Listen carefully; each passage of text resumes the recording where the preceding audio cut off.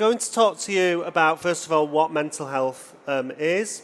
We're going to talk about the causes of mental ill health. I'm also going to talk to you about the whole school approach to mental health, talk a bit about social media. I've put that in because it's a technology conference, so I thought I'd better put something in on technology. And then I'm going to offer you a critique of current UK government policy in terms of mental health. So,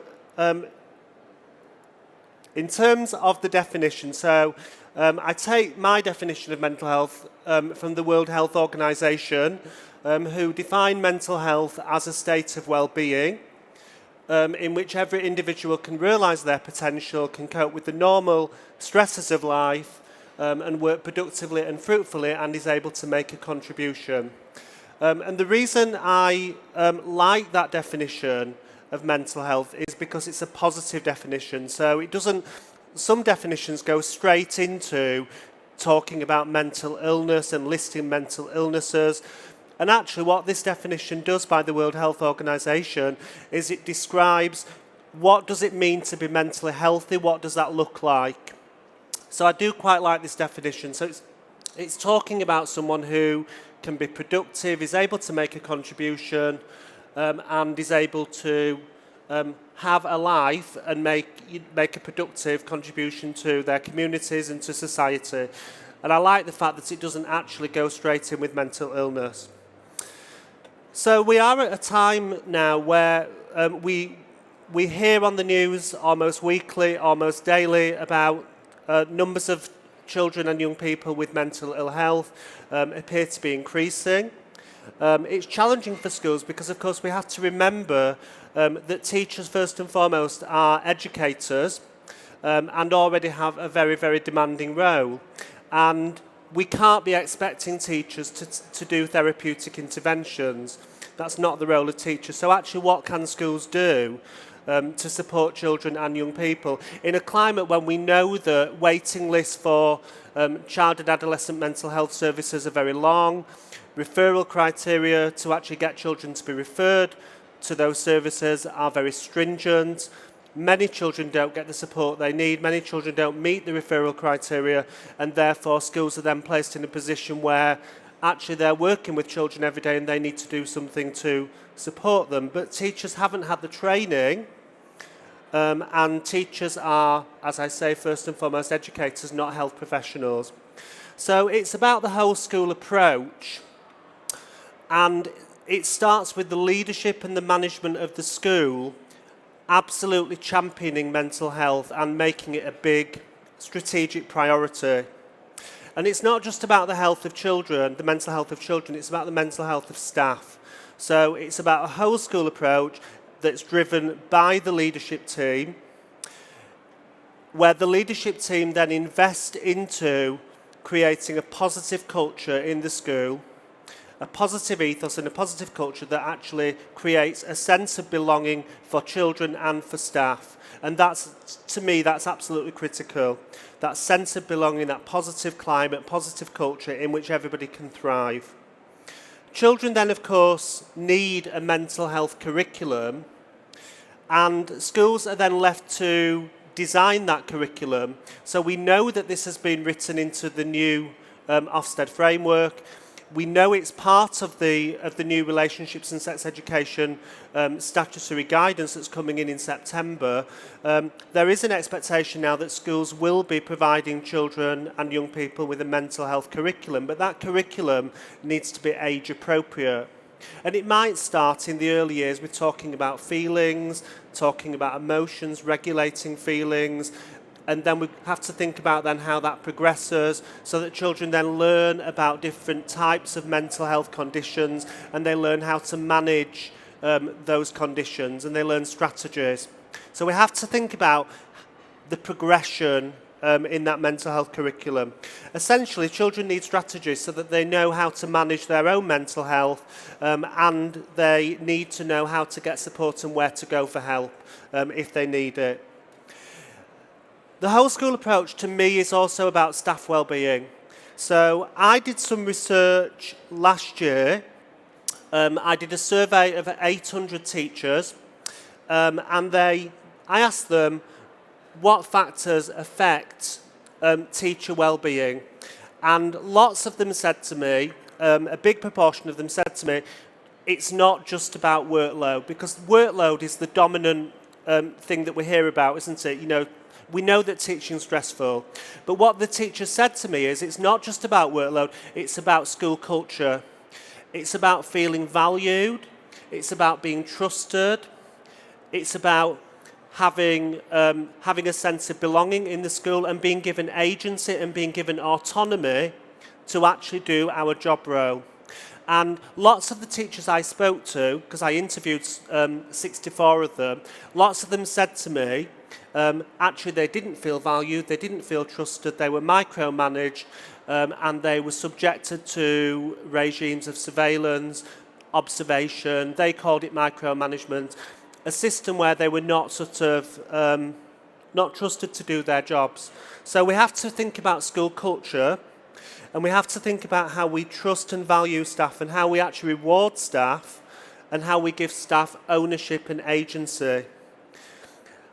I did some research last year with Anthea Rose, and we interviewed teachers with good mental health and teachers with poor mental health, and to find out the factors that affected their mental health. And they said to me, actually, yes, workload is a problem. School culture is a problem some of the time, and some of them describe working within kind of toxic school cultures. But they said actually it's also about personal factors, and they said because the job of teaching is so demanding and so all-encompassing that actually when something goes wrong in your personal life, so maybe you have a relationship problem, a divorce, a separation, an illness. One teacher spoke to me at length about her experience of domestic violence, and she said that she was a really ambitious teacher, and she said she was working in school till 10 o'clock every night because she didn't want to go home, because she was so scared about going home.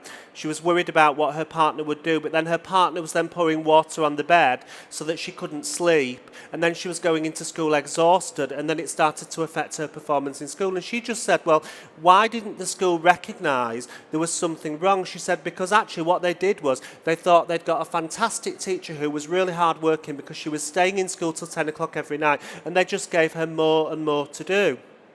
So leadership teams need to be aware of staff personal circumstances, because what the teacher said to me is the job is so demanding and so all-encompassing that when something goes wrong in the personal lives of teachers, that is when they're tipped over the edge.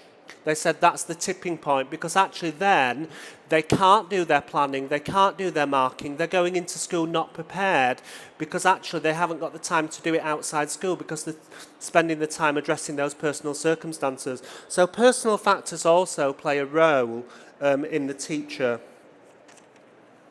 Staff training is part of the whole school approach, so staff need to be able to recognise the signs and symptoms of poor mental health. And also we need to be thinking about clear systems for identification of needs. So how do schools identify mental health needs? Because often I think it's through visible signs. So children who maybe demonstrate some visible signs, children who maybe show a change in their behaviour, a change in their mood, maybe a change in their attendance. We notice those children, don't we? But actually, what about the children who don't demonstrate any visible signs of poor mental health? Because actually, children get very good at hiding some of the signs as well. So then how are we identifying those children? Or are those children just kind of slipping through the net? So we can't have a system of identification that just relies on children demonstrating visible signs, because they might not demonstrate those signs. We then need to think about interventions, and as educators we can only provide educational interventions. We can't deliver therapies, we're not qualified to deliver therapies, so we need to be thinking about what educational interventions we can provide that might support mental health, such as sport, physical activity, outdoor learning, peer mentoring, and so on. And also giving children a broad and a rich and a balanced curriculum. So my key message is that teachers are not therapists and can't be expected to deliver therapeutic interventions. So Theresa May, in the Green Paper, called mental health one of the burning injustices of our time. She said, this is one of the burning injustices of our time. We haven't addressed children and young people's mental health, and now we need to really focus on that. And this was 2 years ago in the Green Paper, and sadly, I think Brexit has taken over everything for the last 2 years, and we haven't made as much progress as we needed to on that. The Green Paper tells us that roughly 850,000 children and young people experience poor mental health. We know that the causes are complex, they're multifaceted. So some of the factors that result in poor mental health are rooted in the individual. So children with disabilities are more likely to develop poor mental health. For example, children with autism, some of their mental health needs are associated with their autism. They suffer particular anxieties, particularly sensory sensitivities, and particular forms of distress that are linked with the autism. Some of the factors are located within families. Okay, so children who experience parental conflict, abuse, neglect, poor attachment, trauma, etc. Social deprivation, so some of the factors are located within the communities. Children who experience social deprivation are more likely to develop poor mental health. The Green Paper actually didn't mention social deprivation at all, and it's a significant factor. And then school-related factors such as the curriculum and the testing culture can cause anxiety and stress within children. And we know that some children are more at risk than others, so looked after children, LGBT, children and young people are more vulnerable to developing poor mental health.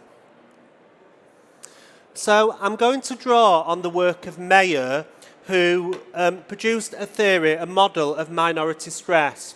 So Mayer said, I really like this theory, so Mayer said that everybody experiences general stressors in their lives. We all have general stressors, so it could be to do with relationships or finances or housing or bills or whatever. We all have general stressors. But if you are an individual from a minority group, you experience 2 more levels of stress on top of that. Okay, so one of those forms of stressors are called distal stressors. So these are when people from minority groups, and it could be to do with disability or race or sexuality, distal stressors are when they encounter prejudice and discrimination and bullying and violence because of their minority status. So that's when they actually meet those things. They meet discrimination, they meet prejudice, and they meet it head on and they have to deal with it. And that causes minority stress. Proximal stressors are the anticipation. It's living with the anticipation that something's going to happen because you are an individual with a minority status. So you are anticipating all the time that you're going to experience those distal stressors, that you're going to experience violence, discrimination, prejudice. You may not experience those things, but you're living with the anticipation that is going to happen to you.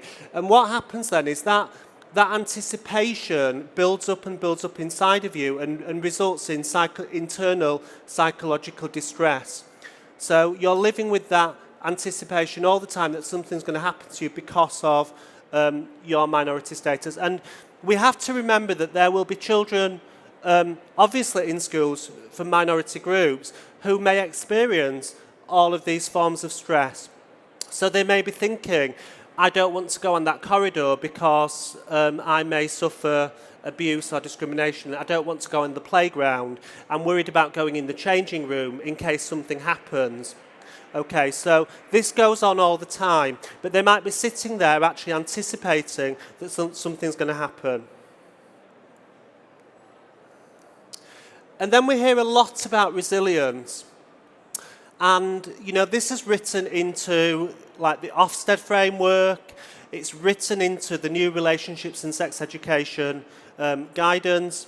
You know, we get told that schools need to promote resilience, and lots of schools are doing resilience interventions. But the problem with this is this actually makes the individual responsible for developing their resilience. So actually what this does is resilience becomes something within the person that has to be developed. But we know that resilience isn't just something within the person. It's not just an individual trait or an individual characteristic. It's actually relational. So I know that if I could be going through the most horrendous situation where I need to be resilient, but if I have support from friends or family or my partner or whoever, people at work, work colleagues, if I've got that support from the people around me, that will enable me to be more resilient. So therefore, resilience isn't just something within the person, it's actually relational, and we need those other networks around us to enable us to be resilient. And then resilience it's also context specific, so you can be resilient in one context but not in another. So children might be resilient at home but not resilient at school. They might be resilient on the football pitch but not in the classroom. You know, it can change, so it's fluid. And it's not just something rooted within the individual, so the support systems around the child, friendships, family, the community, etc., all of that will support or inhibit resilience within the individual. So it's an ecological model of resilience. Sue Roffey, I love Sue Roffey, I don't know whether she's here, but Sue Roffey talks a lot about teaching children social and emotional, giving them a social and emotional curriculum. You know, so that children start to understand feelings, they start to name feelings, and they can be taught how to regulate feelings. So that emotional regulation is really, really important, and that needs to be built into the curriculum so that we're teaching children to develop that emotional regulation. I wonder whether we're just focusing on resilience because, you know, we're subjecting children to more challenging stuff all the time. We're giving them a harder curriculum, a more academic curriculum. We're testing them out of existence. And then suddenly children get told they're not being resilient. But actually, is it just an excuse because we're just giving them more and more hurdles to jump through? I wonder. Okay, so social media. We know that young people love social media. We know that they're experimenting with social media now from primary school. From about year 4, children are using social media on their parents' mobile phones, and by year 6 they all seem to have a mobile phone. And you know, we know that then children become absolutely obsessed on their mobile phones, and children are using social media. And we know that social media can be brilliant. It can bring all sorts of benefits to children. It can enable them to network with people, keep in touch with people, develop social connectivity. They can use it for help with their homework, etc. And there's a growing area of research now. There's some fantastic research coming out. In fact, there was a report that was published last week on this that I've not had time to read yet, but I've put it in the reference list. But we know that social media brings many, many benefits. And for some children, maybe those children who live in rural communities, maybe children who identify as LGBT, where they might not meet other people like them, they can go online and they can become global citizens, and they can meet other people like them online, and they can network with other people if they're living in isolated villages. So it can be absolutely fantastic, and it can support mental health. But we also know, we know that 4 out of 5 young adults, the Young Minds survey, aged 16 to 24, believe that digital technologies play a positive role in their relationships. But we also know there are significant risks associated with social media. So this report that I've cited at the bottom, the Royal Society for Public Health 2017, it's called #Status of Mind. And you can just Google it and download it. It's brilliant. It talks about the direct link between social media and mental health. It talks about how social media can induce stress, anxiety, depression, self-harm, all sorts of mental health conditions, how it can result in body image concerns. There's all sorts of issues around body image and how children look up to famous celebrities, and then how they compare themselves and they compare their bodies. And if their bodies aren't perfect, like the perfect people they see online, they start to develop low body esteem.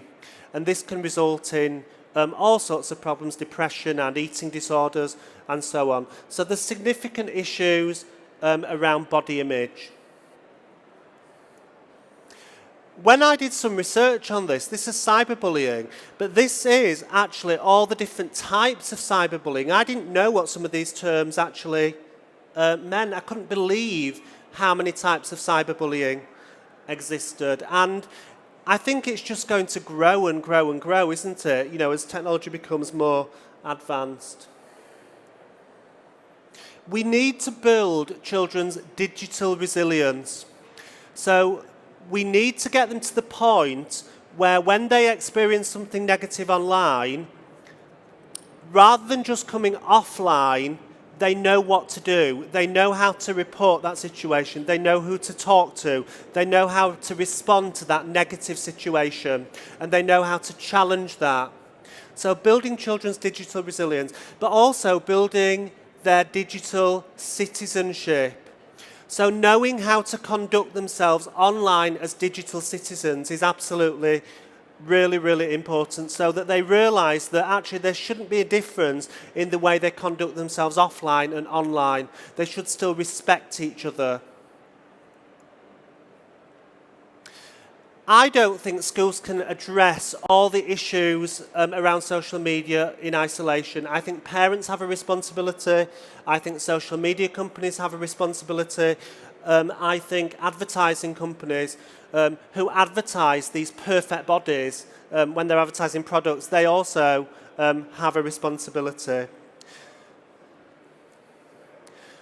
So I'm going to argue that what we've got at the moment is a clinical discourse that's actually being implemented on schools. So we have a crisis discourse. So we're told that numbers of children with mental health are increasing. They seem to be increasing, but then we are more open about mental health. We recognise mental health. It's now, you know, it hasn't got the stigma associated with it, so people are more likely to come forward and talk about it. So we have to bear that in mind.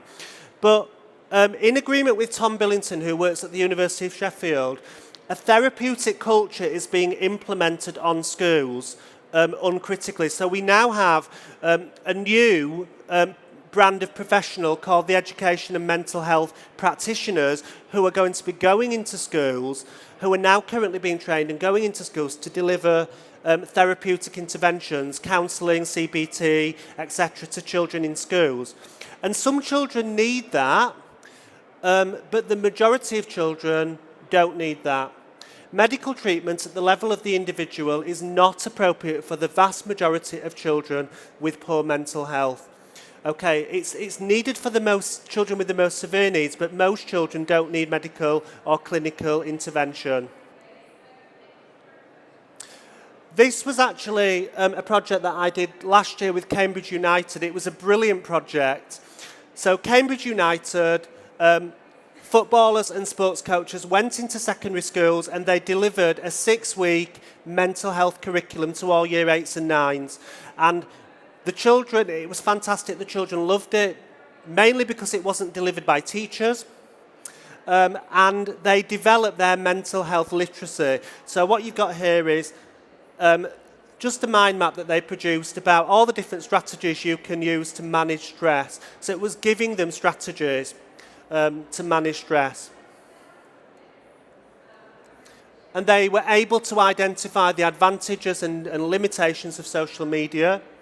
They loved the fact that it was delivered by sports coaches. And then the other project that I did last year was Active in Mind by the Youth Sport Trust, with the Youth Sport Trust. And this was training up a group of peer mentors to deliver physical activity sessions to younger students. And we found that it was a brilliant initiative. So the people who were the mentees, we call them the mentees, the ones who were being supported by the mentors. So the blue is agree, so lots of them felt more confident forming relationships, more confident meeting new people, and more confident talking to others as a result of that peer mentoring project, where those peer mentors went in and delivered physical activity sessions, because it wasn't just about the physical activity, it was also about them building a relationship with their mentor and developing that social relationship. The green paper uses medical language all the way through. So it talks about disorder, problem, treatment, need. It's very much a medical model. It positions children as having needs. And I would argue, is it the needs of the child or is it the needs of the education system to provide a more appropriate curriculum? Because maybe the curriculum is causing some of these problems. Maybe the assessment system, maybe it's the needs of the assessment system to be better rather than the needs of the child. You know, you could argue whose needs are they, actually? It always gets blamed on the child. So we know that the causes of mental ill health are rooted in social circumstances, right? So it's rooted in poverty, parental mental health, childhood experiences, and school culture. The root problems are embedded in social circumstances, so therefore the solutions don't lie within the individual, the solutions lie outside the individual. What the government need to do is they need to address these issues. They need to address poverty, they need to address social deprivation, they need to address adverse childhood experiences, and they need to address the curriculum, and they need to address the assessment system. Rather than thinking that all the intervention needs to be at the level of the child. So I'm going to argue that we need to listen more to children and young people and find out what they need and what would help them, and we need to learn to talk with them and not talk at them. I'm going to argue that a medical model, which the government is implementing, absolves those in positions of power, i.e. the government, from tackling the injustices within society that create mental ill health. That what we actually need to do is tackle those bigger systemic problems, rather than just thinking, let's put the problem onto schools and let's put some therapy into schools and let's work with the individual child. We need to be addressing these broader social issues and social circumstances that are causing mental ill health. It needs a systemic response, in other words. We need to be tackling those broader issues that are causing mental ill health. And I've just given you, I think these are being circulated at the end, some direct links to some of that literature there. Okay, thank you.